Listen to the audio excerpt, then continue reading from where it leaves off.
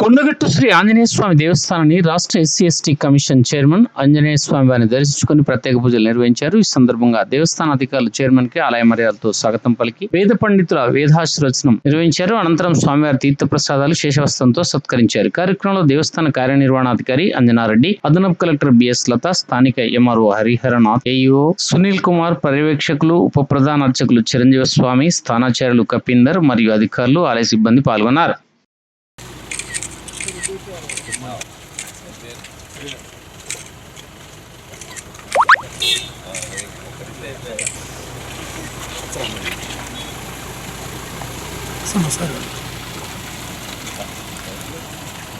local ऐसे क्या